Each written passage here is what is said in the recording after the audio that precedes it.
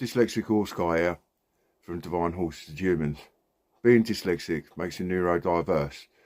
So, not interested in dyslexic, neurodiverse, click away. But there's a little bit to learn if you're interested in horses. Because that little bit is to learn. You need to understand pressure. Human pressure. It's all our pressure. Not the horses, it's ours. We need to understand that. So horses are very switched on to pressure. So you use pressure and release to teach.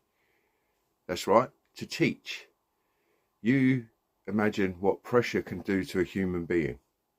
Just being put under pressure, how it makes you feel mentally. And that's what we've got to understand. So if we add pressure into the equation, and then we add equipment into the equation, and then we add human values and emotions into the equation of the horse, it all ends up going a little bit due south. Why does it all end up going a little bit due south? Because that's the way that the human being seems to think that it's done with horses. Where you can do so much less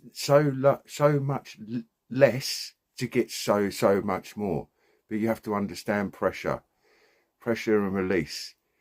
So by me going, I'm putting you under pressure, that's pressure. And I release the pressure.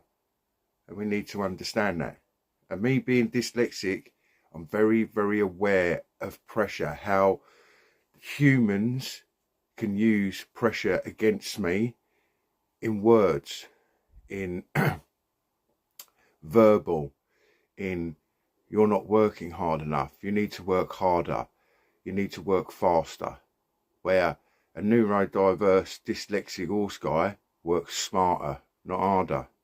And the first place that you have to go to understand how to work a horse the way we work a horse with the method, with the foundation, is pressure and release. You need to understand that a doorway is your pressure. You need to understand a barnway is your pressure. You need to understand a trailer door is your pressure.